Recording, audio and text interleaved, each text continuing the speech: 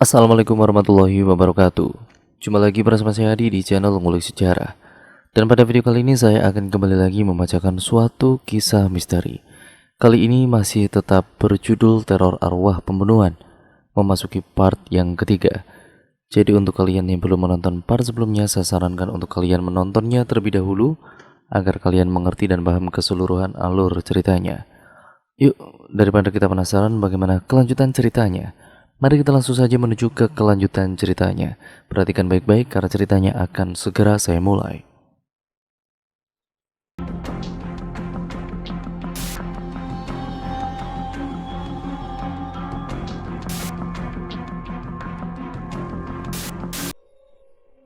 Ustadz Ahmad dan juga Udin menurunkan Jaka di sebuah batu dekat halaman belakang rumahnya yang mengarah ke hutan tadi. Bersama Tony dan juga para warga lain, mereka mulai berkerumun untuk mendengar penjelasan Jaka. Bagaimana laki-laki itu saat dengan sadarnya bisa masuk ke dalam danau. Kalau Tony tidak melihat tadi, entah apa yang akan terjadi pada laki-laki itu. Jadi, apa yang sebenarnya terjadi padamu, Jaka? Kenapa kamu menjeburkan diri ke dalam danau? Tanya Ustadz Ahmad. Jaka menatap Ustadz Ahmad dan beberapa orang yang menggerubunginya. Saya tadi diberitahu oleh Ningsih kalau anak kami masuk ke dalam hutan itu, Abah. Ya, makanya tanpa berpikir panjang saya berlari dan juga menyusul anak saya ke sana bersama dengan Ningsih. Anak, ulang Tony dengan mata memicing. Kenapa anak kamu bisa sampai ke hutan? Apa yang dilakukannya di sana? Itu saya juga tidak tahu, Bang. Saya panik dan langsung berlari saja tadi itu. Saya baru sadar saat sudah setengah perjalanan. Saat memikirkan Ningsih menyusul saya dan juga meninggalkan anak kami di tengah hutan, itu agak janggal membuat saya ini berpikir. Makanya saya berhenti ditambah suara teriakan Bang Tony yang menyadarkan saya. Tahu-tahu sudah berada di tengah danau. Loh, jadi kamu gak tahu kalau kamu lari ke danau? Semua yang saya lihat tadi adalah pepohonan, Bang. Udin dan juga Tony saling berpandangan. Para warga yang berkerumun juga berbisik-bisik mengetahui kejadian aneh yang menimpa Jaka. Mereka mulai bercerita, menebak-nebak mengaitkan kejadian ini dengan Ningsih. Ustadz Ahmad juga terdiam sesaat. Pandangannya bertemu dengan para warga yang tampak ketakutan. Ia kemudian menatap Jaka yang sepertinya masih bingung dengan apa yang terjadi. Sudah melibatkan nyawa, seharusnya tadi malam ia datang ke rumah Jaka setelah mendengar teriakan itu. Bagaimana jika Tony dan juga Udin tidak melihat lelaki ini masuk ke hutan? Entah apa yang akan terjadi padanya. Penting untuk mengetahui dengan siapa kamu bicara sebelum bertindak, Jaka. Ustadz Ahmad angkat bicara. Semua orang diam saat menatapnya. Maksud Anda bagaimana? Ustadz Ahmad menghela nafas. Ia melirik para warga sekali lagi, seolah mengerti apa yang ada dalam hati masing-masing. Para warga kompak mengangguk pada Ustadz Ahmad. Ada yang harus Abah sampaikan padamu. Ini tentang istri, anak, dan juga ibu kamu. Jaka terdiam menatap Ustadz Ahmad dengan lekat. Memangnya ada apa dengan keluarga saya, Abah? Tanyanya dengan suara pelan. Hawa di sekitar mereka tampak berbeda. Jaka merasa ada sesuatu yang disembunyikan para warga yang ia tidak tahu. Abah, panggilnya kembali karena Ustadz Ahmad tidak kunjung bicara. Lelaki berusia hampir kepala 5 itu menghela nafas dengan berat. Ia menggenggam tangan Jaka seolah menguatkan. Istri, anak, dan juga ibumu telah menghilang. Jaka mengerjap, setelahnya ia tertawa hambar. Apa maksud perkataan Abah? Ningsih dan juga anakku ada di rumah, Abah. Maida juga tidak menghilang. Ia sedang pergi ke desa tetangga. Apa jangan bicara aneh-aneh deh. 5 bulan lalu, Kito ini mengabarkan kalau kamu sudah meninggal pada para warga kampung, termasuk pada keluargamu. Jaka terkesiap. Kito? Kenapa dia memberikan kabar seperti itu, Abah? Jaka masih sehat di perantauan. Memang sudah lama tidak berkabar padanya karena ponsel Jaka ini hilang. Jaka tidak bisa menghubunginya maupun Ningsih. Apakah karena itu dia menganggap kalau Jaka sudah tiada? Abah juga tidak tahu kenapa Gito mengabarkan hal itu. Tapi setelahnya para warga percaya Gito adalah sahabatmu, orang yang kamu percayai untuk mengabarkan hal-hal berkaitan tentang dirimu pada keluargamu. Untuk itu ya semua orang percaya termasuk keluargamu juga, Jaka. Tapi kalau memang karena itu ya Gito harusnya mencari terlebih dahulu daripada menyebarkan kabar burung seperti itu. Kenapa dia berbuat demikian? Ustadz Ahmad menggeleng. Para warga juga terdiam mendengar perkataan Jaka itu. Ningsih sempat histeris. Dia bilang akan mencarimu di kota, tapi Gito melarangnya pergi. Ucap Udin yang memang saat itu mengetahui apa yang telah terjadi, termasuk terpukulnya Ningsih. Gito bilang kamu dikuburkan di tempat yang jauh. Apalagi kondisi istrimu yang punya anak bayi membuatnya tidak boleh pergi jauh. Tony menambahi semakin menambah lemas Jaka. Berdirinya sudah tidak benar. Tidak habis pikir kenapa Gito melakukan hal itu. Untuk itu para warga ketakutan saat melihatku pulang kampung dan Mak Ita mengatakan aku sudah meninggal saat di warung Abah. Bisik Jaka membenarkan semua hal yang terjadi padanya beberapa hari terakhir ini. Lalu 2 bulan setelah Gito mengabarkan kalau kau telah meninggal dunia, istri, anak, serta makmu itu menghilang. Menghilang? Menghilang kemana, Abah? Tidak ada yang tahu, tidak ada yang sadar, karena beberapa hari Ningsih dan juga keluargamu tidak keluar dari rumah, dan saat kami memutuskan untuk datang, rumahmu terkunci dan tidak ada tanda-tanda orang di dalam sana. Kami pikir Ningsih dan juga makmu itu yang begitu terpukul atas kepergianmu hingga pergi dari desa.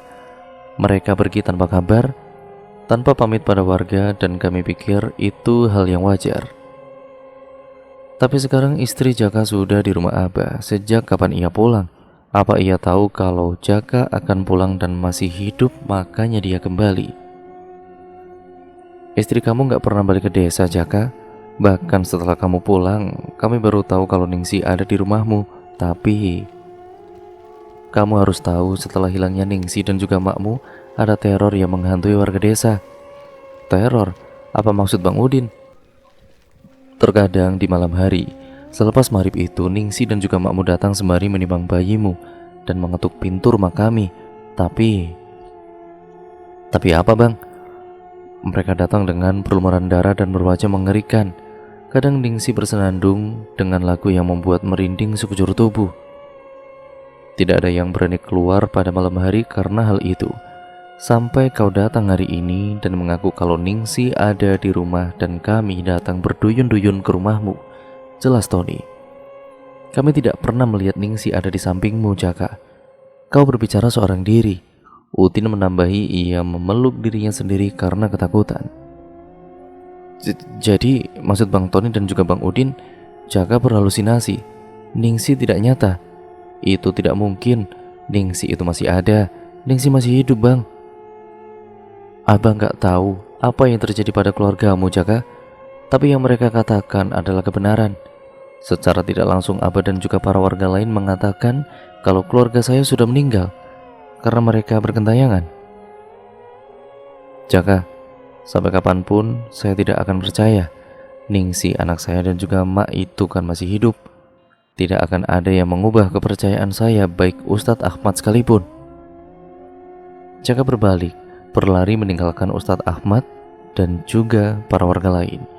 Beberapa kali mereka memanggil, namun Jaka sama sekali tidak menggubris hal itu. Bagaimana Pak Ustadz? Ustadz Ahmad pun menghela nafas. Ia hanya bisa menggeleng sembari menatap punggung Jaka yang semakin menjauh. Jaka berdiri di depan rumah, nafasnya naik turun tidak beraturan karena berjalan cepat tadi. Ia menoleh ke belakang. Ustadz Ahmad dan juga para warga tidak mengikutinya. Ia berusaha mengusap wajahnya dengan kasar. Pernyataan Abah tadi itu membuat perasaannya bimbang, bukan kepalang. Jelas-jelas ia melihat istrinya di depan matanya. Tidak mungkin apa yang dikatakan para warga tadi itu benar. Ningsih masih hidup. Keluargaku masih hidup, bisik Jaka sembari meyakinkan diri. Namun mengingat kejadian tadi yang di luar nalar terjadi pada saat mengikuti Ningsi ke danau, membuat Jaka seketika meragukan hal itu. Ia berjalan masuk ke dalam rumah. Suasana sepi, bajunya yang masih basah dan juga berlumpur membuatnya berjalan berjingkat masuk ke dalam rumah. Jantung Jaka berdetak tidak karuan, bunyinya bertalu hingga sedikit menyesakkan dadanya. Ia tidak melihat Ningsi dimanapun. Meski menyangkal, ia juga tidak menutup kemungkinan kalau selama ini tingkah istrinya memang begitu aneh. Tubuh dingin, memakan makanan yang sudah basi, raut wajah dan juga tingkah laku sang istri seperti membuat langkahnya terhenti saat di depan kamarnya. Bagaimana jika yang dikatakan Ustadz Ahmad dan juga warga itu benar? Kalau memang iya, bukankah selama ini ia hidup bersama? Ceklek, pintu kamar terbuka. Wajah Jaka pun pias dan memucat. Ningsi berdiri di hadapannya dengan tatapan tajam, menatapnya lekat tanpa berkedip sama sekali, menimbulkan rasa bersalah di hatinya. Apa Ningsi tahu apa yang ia pikirkan saat ini? Bagaimana tanggapan istrinya itu? Apakah Ningsi akan marah padanya?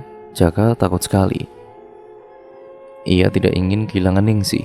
Ia tidak ingin Ningsi pergi jauh darinya, sementara ia sudah memendam kerinduan cukup lama pada keluarganya. Maaf, ucap Jaka sembari memeluk Ningsi dengan erat. Ia tidak lagi peduli omongan Ustadz Ahmad dan para warga yang ia enyahkan dari kepala. Maaf Ningsi, Mas melanggar janji. Mas bertemu Ustadz Ahmad tadi. Ningsi tidak menjawab sama sekali dan membuat Jaka ini sedikit khawatir. Ia kemudian melepas pelukannya, menatap Ningsi yang masih berkeming di tempat. Pandangan wanita itu yang sedari tadi tajam menatap mata Jaka, kini perlahan turun pada tubuh Jaka yang terbalut kaos basah. Mas dari mana? Ucap Ningsi pelan, seketika membuat Jaka bernapas lega. Tatapan wanita itu tidak setajam tadi. Kenapa bajunya basah kuyup begini? Jaka memejam, ia memeluk Ningsi kembali. Tidak peduli tadi itu ia hampir mati karena mengikuti wanita yang mirip dengan istrinya itu. Tidak peduli tentang pernyataan Ustadz Ahmad dan para warga tentang istrinya yang telah menjadi arwah gentayangan dan diperkirakan sudah meninggal dunia. Jaka tidak peduli. Yang penting ia masih bisa melihat istrinya di depan mata sekarang dan tidak ada perkataan yang bisa membuktikan kalau istrinya bukanlah manusia. Jaka yakin istrinya yang berada di depannya ini masih hidup, masih bernafas sama sepertinya. Mungkin orang-orang itu yang terlalu curiga. Lagi pula wanita yang ia cintai ini tidak mungkin akan mencelakainya. Mas akan selalu percaya Ningsi? Mas yakin Ningsi gak akan kecewakan emas? Wangi masakan menguar masuk ke indera penciuman Jaka. Ia keluar dari kamar mandi sembari membaui aroma tersebut. Dilihatnya Ningsi tengah sibuk mondar-mandir di dapur. Tampak beberapa makanan terhidang di meja makan. Wah, ini enak sekali Ningsi. Kebetulan Mas lagi lapar nih, ucapnya seraya duduk di meja makan. Makanlah Mas. Ningsi siapkan ini memang khusus buat Emas. Tungkas Ningsi meletakkan satu piring berisi perkedel kentang. Jaka tersenyum dan mulai menyedok nasi.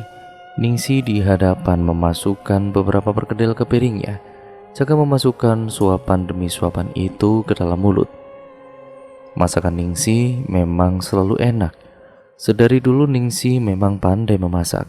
Hal kedua yang membuat Jaka jatuh cinta pada istrinya itu karena Ningsi pandai memasak selain wajah cantiknya. Oh iya, besok Mak pulang kan? Tanyanya dengan mulut penuh. Ningsi yang sedari tadi menatapnya mulai mengalihkan pandangan. Wanita itu bangkit dan mengambil gelas dalam tatakan piring. Tidak menjawab pertanyaannya. Ningsi, iya Mas. Ya sudah kalau begitu. Yusuf ada di mana? Apa dia masih tidur? Anak itu tidak pernah bangun saat Mas berusaha untuk menggendong atau mengajaknya bermain, Dek. Kenapa ya? Apa karena aku asing di matanya? Yusuf baru 2 bulan Mas, wajar kalau tidur terus. Suapan Jaka terhenti, tangan yang memegang sendok itu melayang di udara mendengar perkataan Ningsi. Dahinya berkerut, dengan mata memicing sembari benaknya berpikir. Ia sudah 1 tahun merantau, meninggalkan Ningsih saat wanita itu hamil 5 bulan. Bukankah seharusnya Yusuf sudah berusia 8 bulan? Atau ia yang salah mengira? "Kenapa, Mas?" tanya Ningsih saat berbalik. Jaka tengah termenung menatap dinding papan di depannya. "Oh, enggak apa-apa kok," ujarnya mencoba bersikap biasa saja sembari terus berpikir. Menyuap makanan itu kembali ke dalam mulutnya. 2 bulan ya? Ia terus memikirkan hal itu sembari menatap punggung Ningsih dari belakang. Pikiran jelek mulai menggelayuti kepalanya. Ditatap Ningsih yang tampak berdiri begitu saja di tempat pencucian piring sembari duduk. Jaka hanya melihat wanita itu membilas gelas beberapa kali tanpa beranjak sedikit pun, membuatnya kembali menjadi tambah curiga. 2 bulan usia Yusuf saat ini. Itu pengakuan Ningsih. Lantas saat melihat tubuh Yusuf yang memang seperti bayi berusia 2 bulan membuatnya sedikit bingung. Jaka selesai makan dan meletakkan piringnya mendekat pada Ningsih. Wanita itu menoleh ke arahnya sembari tersenyum. "Biar Ningsih saja yang cuci, Mas," ucapnya membuat Jaka mengangguk. Ia beranjak meninggalkan Ningsih yang lagi-lagi membilas piring dan gelas itu berkali-kali di ember berisi air. Jaka beranjak menuju kamarnya, tempat di mana Yusuf berada. Dilihatnya sang putra sedang berada dalam ayunan dan tidur dengan pulas. Benar saja, sejak ia pulang ia belum pernah bermain dengan anaknya itu barang sekalipun. Yusuf selalu saja tidur yang tampak tidak wajar memang menurutnya. Karena jarang sekali Yusuf bergerak dalam tidurnya persis seperti anak bayi biasa. Ia mendekat menyentuh pipi bayi itu yang masih terasa dingin. Hal itu membuat gejolak aneh di dadanya. Matanya memicing saat melihat lebam kebiruan di wajah Yusuf.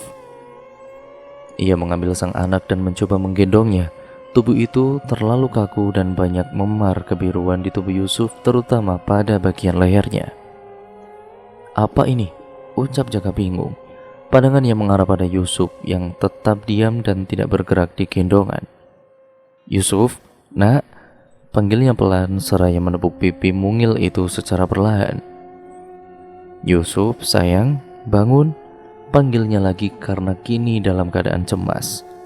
Yusuf tidak juga bergerak apalagi menggeliat. Cepat ia pergi keluar dari kamar sembari menggendong Yusuf di tangan. "Ningsih, Ningsih."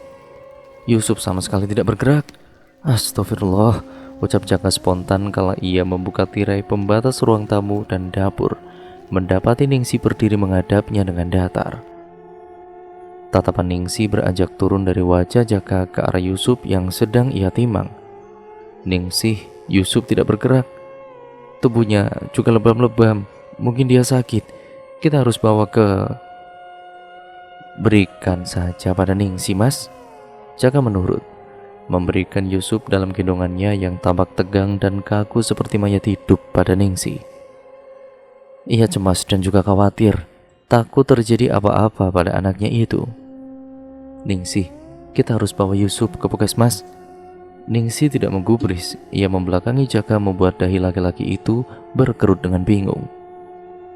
"Ningsih, apa yang kau lakukan? Kita harus cepat, kalau tidak..." "Oe, oe." Jaka tertegun. Tangisan bayinya terdengar nyaring di telinganya. Perlahan Ningsih berbalik padanya, menyerahkan Yusuf ke gendongan Jaka kembali. Ia menatap bayi yang kini menggeliat di gendongannya. Ini aneh. Padahal tadi itu ia lihat ada lebam-lebam di tubuh sang anak. Lantas kenapa semuanya menghilang seolah tidak berbekas? Tidak perlu dibawa ke puskesmas. Yusuf memang terkadang seperti itu. Tapi kita tidak perlu periksa juga, Dik. Bagaimana kalau ada apa-apa? Mas tidak dengar perkataan Ningsih? Yusuf baik-baik saja, sengit Ningsih berucap, berjalan melewatinya. Jaka hanya bisa terpaku di tempat sembari menatap sang anak yang kini sudah terlelap lagi. Sudah beberapa hari ini Ustadz Ahmad tidak melihat Jaka keluar dari rumah. Bertanya pada Gayatri, sang putri juga tidak melihat Jaka pergi ke warungnya. Para warga juga mengaku tidak pernah melihat Jaka beberapa hari ini. Laki-laki itu tidak pernah keluar dari rumah hingga membuat Ustadz Ahmad merasa cemas. Sejak insiden di danau beberapa hari lalu, Jaka memang tidak tampak batang hidungnya sekalipun. "Saya khawatir Pak Ustadz," ucap Tony kala mereka duduk-duduk di surau setelah menunaikan sholat asar. Dulu Jaka itu rajin ke masjid, bahkan tidak pernah ketinggalan sholat di saf pertama. Ustadz Ahmad berdehem, ia juga punya kekhawatiran yang sama seperti Tony. Ia juga tidak tahu kalau Jaka dulu sangat menjaga sholatnya di masjid, tapi beberapa hari ini tidak pernah ia lihat datang ke surau. Bagaimana kalau dia sudah dicelakai oleh Ningsi Pak Ustadz? Secara dia juga kan bilang kalau dia itu tinggal bersama Ningsi, tapi kita tidak pernah lihat Ningsi benar-benar ada di sana. "Hush, jangan seperti itu kamu," Tony memperingatkan Udin. Lelaki 30 tahunan itu menutup mulutnya dengan rapat. "Saya juga khawatir, takut terjadi apa-apa padanya," Ustadz Ahmad buka suara kemudian. Kedua orang itu mengangguk-ngangguk, masing-masing diam dengan pikiran masing-masing. "Bagaimana kalau kalian datang ke rumahnya?" "Kami Pak Ustadz." "Ya iyalah, siapa lagi? Mau kan? Hitung-hitung pahala, bawa dia untuk sholat di sini. Kita tidak tahu apa yang akan terjadi di sana saat ini padanya kan? Setidaknya untuk melihat keadaannya saat ini." Udin dan juga Tony saling pandang. Keduanya menyiratkan ketakutan. Namun satu sisi juga khawatir pada salah satu warga desa Wereng-Ireng itu. Hanya beberapa saat setelahnya kedua lelaki itu saling mengangguk, membuat Ustadz Ahmad bernafas lega. Ia mengeluarkan sebuah tasbih dari kantungnya. "Kalau dia tidak mau keluar, berikan ini padanya. Katakan saja dari Ustadz Ahmad. Suruh dia untuk tetap menyimpan ini dalam kantungnya." Udin menerima tasbih itu, memasukkan dalam kantungnya. "Baik Ustadz," ucapnya sembari berdiri, dengan Tony mengikuti, melangkah pergi keluar dari surau. Diiringi dengan tatapan Ustadz Ahmad dan zikir yang sedari tadi tidak lepas dari mulutnya. Jaka terus menatap Yusuf, anak mereka yang tertidur dalam bedongan kain. Sejak hari itu ia lebih sering memperhatikan Yusuf dan tidak lagi menemukan keanehan pada bayinya. Meski beberapa kali lebam-lebam biru itu sering hilang timbul, Jaka ini menghela nafas. Bayi ini memang masih 2 bulan dan tidak menunjukkan pertumbuhan yang berarti. Matanya sering terpejam dan tubuhnya ini terlalu kecil untuk usia bayi 8 bulan. Sebenarnya ia yang salah menghitung atau Ningsi yang hamil kelamaan. Tapi melihat tubuh normal sang putra untuk usia seperti yang dikatakan Ningsi itu, memang benar 2 bulan masih pantas untuk dibedong seperti ini. Ia melirik Ningsi yang tengah duduk di pinggir ranjang yang sedang melipat pakaian. "Dek," panggilnya kemudian. "Kenapa Mas? Mas ingin bertanya sesuatu?" ucapnya hati-hati. "Soal apa?" "Ini tentang Yusuf." Ningsi berhenti melipat pakaian. Ia menatap Jaka tepat di manik mata laki-laki itu. "Yusuf kenapa? Berapa usianya sekarang?" 2 bulan, jawaban Ningsi masih sama. Jaka terdiam beberapa saat sebelum Ningsi menyadarkannya dengan menyentuh kaki laki-laki itu. "Kenapa Mas bertanya? Mas ragu dengan umurnya?" Bukan begitu." "Lalu, Mas cuma..." Jaka terdiam sejenak. Setelahnya mengalihkan pandangan seraya mengembuskan napas berat. Kalau begini, ia tampak memojokkan Ningsi dengan meragukan umur sang anak. Selama ini bahkan ia tidak ikut mengurus. Kini malah menyibukkan Ningsi dengan umur anaknya yang hanya berbeda beberapa bulan saja. Tiba-tiba Jaka merasa bersalah. "Mas, kenapa? Ada yang mau diomongkan?" Jaka mendongak sepersekian detik kemudian ia menggeleng. "Tidak ada kok Ningsi." Ningsi mengangguk menyusun pakaiannya dalam lemari. Jaka melihat beberapa kecoa yang keluar dari sana. Tapi Ningsi tampak santai memasukkan baju-baju itu. Padahal dulu Ningsi sangat takut sekali pada kecoa. 1 ekor saja mampu membuatnya menjerit ketakutan. Lagi-lagi hal janggal yang Jaka temukan dalam diri Ningsih. "Emak, kapan pulang, Dek?" tanya Jaka kembali. Hal yang juga terasa janggal karena emaknya tidak juga pulang dari desa sebelah, padahal emak seharusnya sudah pulang beberapa hari yang lalu. Jaka jadi teringat mimpi ia yang telah lalu, tentang emak yang datang dengan berlumuran darah di pinggangnya, tentang Ningsih yang menangisi keterlambatan pulangnya. Dan seolah itu menyadarkannya akan cerita Ustadz Ahmad yang mengatakan kalau Ningsih dan juga emaknya ini mengganggu warga desa dengan mendatangi rumah-rumah setiap malam. "Mungkin nanti malam, Mas," Ningsih berucap tanpa menoleh ke arahnya. Suara yang terdengar seperti ada keraguan. Ningsih ini melenggang keluar dari kamar meninggalkan Jaka yang termenung dalam diam. Tok tok tok. Jaka tersentak dari duduknya. Ia beranjak keluar dari kamar dan kemudian menemukan Tony dan juga Udin sedang berada di depan rumah. Keduanya berdiri cukup jauh hingga Jaka harus berjalan sedikit lebih jauh dari teras. "Bang Tony, Bang Udin, ada apa? Ayo masuk. Kenapa berdirinya jauh sekali?" "Ah, tidak apa-apa, Jaka." Udin kemudian selingukan melirik dari pintu yang terbuka. Suasana gelap dalam rumah Jaka membuatnya meneguk ludah dengan susah payah. "Kami di sini saja, mau menyampaikan pesan Ustadz Ahmad." Tony kini bersuara. "Ustadz Ahmad?" Jaka terdiam sejenak. Ia teringat ucapan Ningsih yang melarangnya bertemu dengan Ustadz Ahmad beberapa hari lalu saat Ustadz Ahmad datang ke rumahnya. Istrinya mengancam tidak akan menemuinya lagi kalau bertemu dengan sang ustadz tersebut. Ia menatap dua orang lelaki yang lebih tua darinya itu dengan sangat bimbang. "Memangnya ada apa mencari saya, Bang Tony?" "Ustadz Ahmad ini sudah lama tidak melihatmu keluar dari rumah. Dia mengajakmu untuk sholat di surau." "Maaf Bang, tapi sepertinya saya sholat di rumah saja." Tony dan Udin saling pandang, keduanya kompak mengangguk. Tony pun kemudian mengeluarkan tasbih yang tadi diberikan Ustadz Ahmad padanya.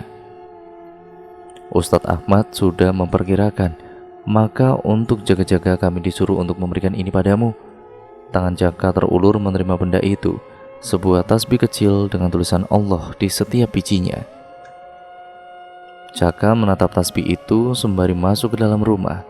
Tidak mengerti kenapa Ustadz Ahmad memberikan benda itu padanya. Namun sebelum pergi, Tony dan juga Udin berpesan untuk selalu menaruh benda itu di kantongnya. Jaka bingung, namun ia menurut.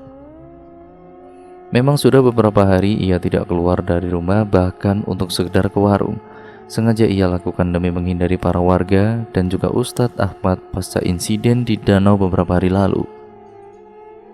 Ia tiba-tiba tidak menyukai Ustadz Ahmad karena perkataannya. Jaka menilai perkataan Ustadz Ahmad sudah keterlaluan karena secara tidak langsung mengatakan bahwa istrinya sudah meninggal, walau sampai sekarang ia memang banyak memiliki keraguan tentang istrinya itu.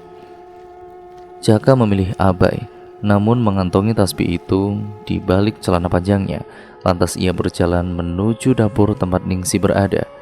Sejak tadi ia mendengar suara ribut-ribut dari sana. "Ningsih, sedang apa?" Jaka mengamati. Dapur kini penuh dengan makanan, bermacam-macam bentuknya dan menggugah selera. Jaka berpinar, ia duduk di salah satu kursi dan mulai menyendoki nasi. "Ningsih masak untuk Emas, pasti belum makan kan? Ningsih mau ke kamar dahulu." Jaka mengangguk. Perutnya yang keroncongan tidak lagi mengindahkan terlalu cepatnya Ningsih memasak makanan berbagai macam ini. Ia mulai akan menyantap satu suap besar nasi. Namun tiba-tiba tasbih yang berada di kantongnya ini terjatuh ke lantai. Jaka kemudian mengurungkan niat. Ia mengambil tasbih tersebut, menatapnya kemudian. Ia sejenak lupa membaca bismillah kala akan makan tadi. Jaka mulai berdoa dan mengantongi tasbih itu lagi. Astagfirullahaladzim, tukasnya kaget. Ia terpaku saat menatap semua makanan dan nasi yang akan disendoknya tadi kini berubah. Jaka tersentak bangkit dari kursi. Apa-apaan ini? Ucap Jaka sembari berdiri dari duduk. Nasi-nasi itu berubah menjadi belatung yang berloncatan di atas piring. Lauk pauk yang menyelerakan tadi juga telah berubah menjadi daun-daun kering dan binatang menjijikan. Jaka menutup mulut, menahan gejolak rasa mual yang terasa di tenggorokan. Ia kemudian memegangi dadanya yang sesak. Benaknya berpikir cepat tentang apa yang terjadi barusan. Kenapa sesaat setelah ia membaca doa, makanan-makanan itu telah berubah menjadi hal yang sangat menjijikan. Jaka terbelalak, dan ini sudah tidak benar. Berarti selama ini yang ia makan, tapi selama ini ia selalu membaca doa. Baru kali ini, sejak tasbih Ustadz Ahmad ada padanya itu, ia melihat hal-hal yang tidak dilihatnya selama ini. Berarti yang dikatakan Ustadz Ahmad selama ini adalah benar. Kenapa tidak dimakan makanannya, Mas? Jaka terlonjak sontak berbalik, menatap Ningsih yang tengah menimang tubuh Yusuf. Wajah wanita itu tampak marah menatap Jaka yang tidak menyentuh makanan yang ia masak sama sekali. Ningsih, panggil Jaka sembari melangkah mundur. Ningsih perlahan mendekat ke arahnya. Jaka terbelalak kaget saat beberapa tetes nanah dan juga darah merembes keluar dari dada wanita itu. Kenapa Mas gak makan makanan yang Ningsih masak? Jaka terpaku. Ia menatap Yusuf yang perlahan mulai membiru, dan wujud Ningsih yang kini tampak menyeramkan di matanya, tidak seperti Ningsih yang ia lihat beberapa menit yang lalu. Ningsih, apa yang terjadi padamu? Yusuf, anak kita. Jaka berucap dengan pelan sembari berjalan mundur, melihat Ningsih mulai mendekat padanya. Punggungnya menabrak tembok. Jaka tidak punya tempat berlari lagi.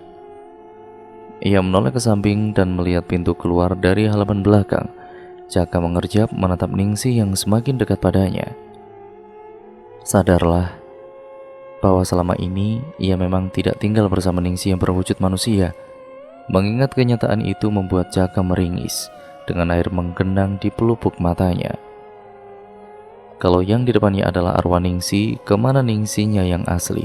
Ningsihnya tidak mungkin sudah meninggal. Ningsih sudah katakan jangan pernah bertemu dengan Ustadz Ahmad. Kenapa Mas tidak mau mendengar? Ningsih, apa yang terjadi sebenarnya? Ini semua gara-gara Emas tidak kunjung pulang ke rumah. Ningsih menjerit, membuat Yusuf dan juga Emak juga mengalami hal ini. Maka Mas harus ikut Ningsih sekarang juga. Ningsih berteriak menggelegar, suara kilat menyambar, hujan deras mengguyur di luar sana. Jaka mengumpulkan keberanian, ia memegang tasbih dalam kantungnya saat Ningsih mendekat. Lantas berlari keluar dari pintu belakang, berlari di antara derasnya air hujan dan angin kencang. Tidak terasa kakinya yang tanpa alas menginjak ranting tajam dan duri-duri dedaunan, namun Jaka tidak memperdulikan hal itu. Di belakang sana Ningsih tidak mengejar, menatapnya tajam di balik pintu dengan wajah semakin mengerikan. Allah, apa yang sedang terjadi sebenarnya? Bisik Jaka sembari menangis lirih setelah ia menoleh ke depan. Dilihatnya Ningsih ini ada di hadapannya. Brak! Jaka jatuh terduduk.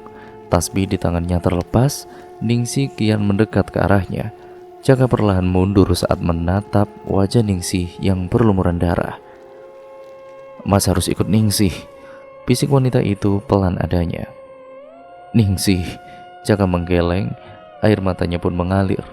Ningsih kesepian, Ningsih butuh Emas supaya kita bisa sama-sama. Jaka mengerjap, air matanya kian mengalir dengan deras. Bukankah ini Mas yang mau?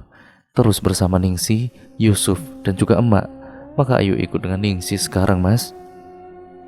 Jaka menggeleng, namun manik matanya yang menatap lekat mata Ningsih dengan tatapan terluka membuatnya tidak tega.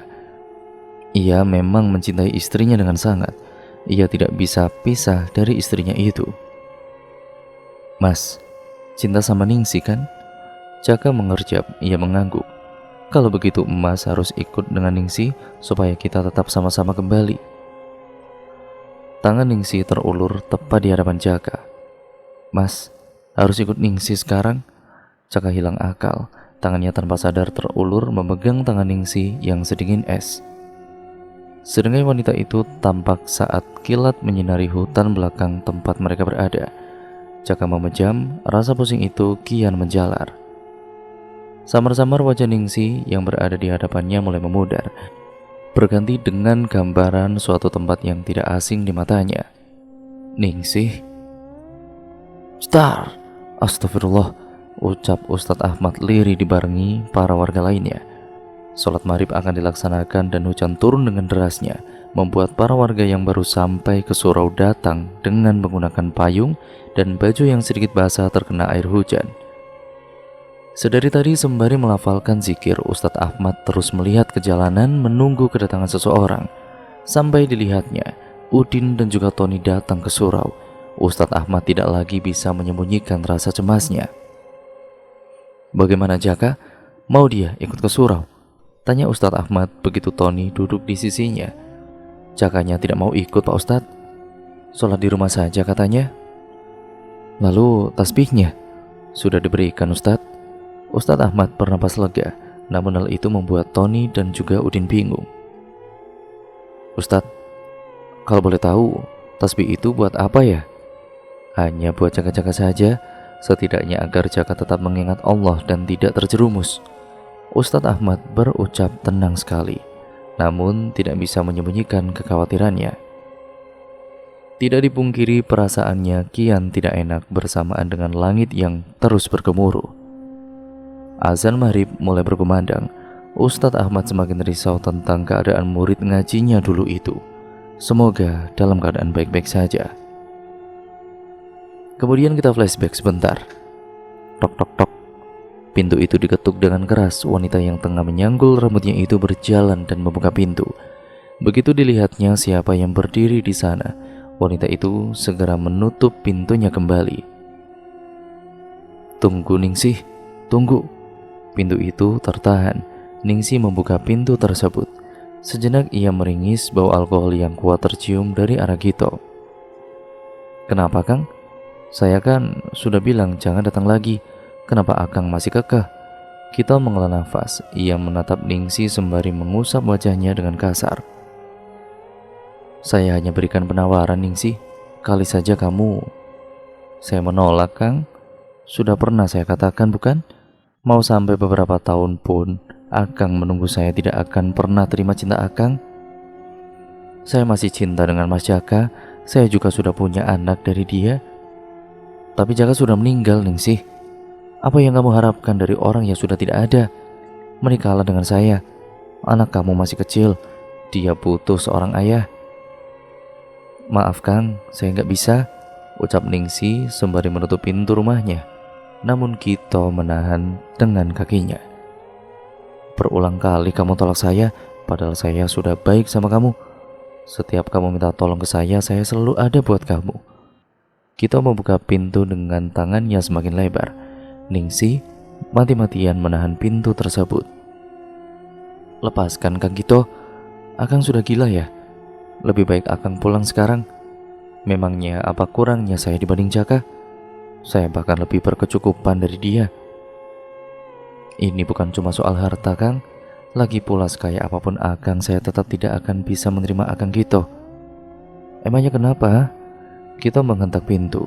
Terbuka lebar hingga Ningsih tersentak. Wanita itu beringsut mundur ke belakang. Kenapa kamu gak pernah terima saya? Dari dulu saya selalu menyukai kamu Ningsih.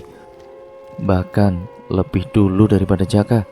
Tapi kenapa kamu menolak saya dan juga menerima cinta dia? Gito teriak sembari mengacak-acak rambutnya. Bahkan saya harus dengan rela melihat kamu menikah dengan sahabat saya sendiri. Orang yang saya sukai menikah dengan sahabat saya. Dan kamu gak pernah melirik saya sedikit pun. Laki-laki itu pun berteriak kesetanan melemparkan beberapa barang-barang yang ada di sana. Hingga Ningsih ini mundur ketakutan. Saya gak akan mungkin menikah dengan orang yang tidak saya cintai Kang. Tapi kamu bisa belajar mencintai saya. Apa itu tidak bisa kamu lakukan? Tolong hargai perasaan saya Ningsih. Kang Gito, sadarlah. Jangan bertingkah seperti ini. Ini bukan cinta, tapi obsesi. Sadarlah Kang Gito. Akang sahabat suami saya, Mas Jaka.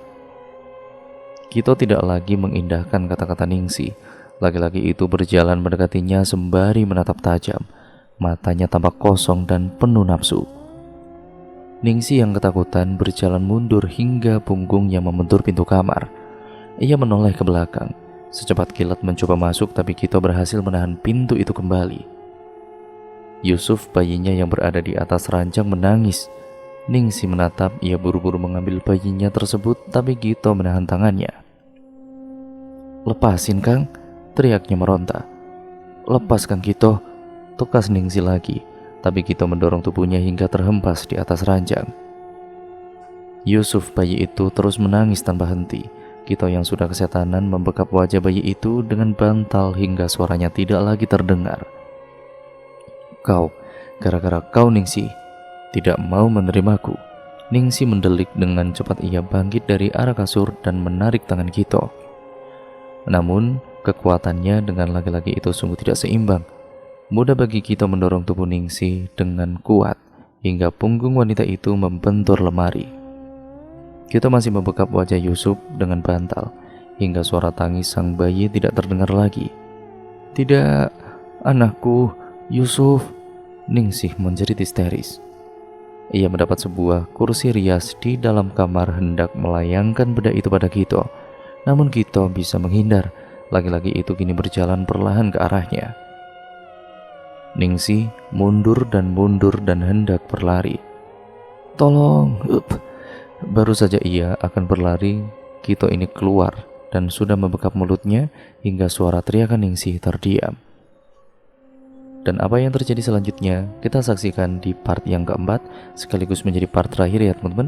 Jadi saksikan terus dan stay tune terus di channel ini.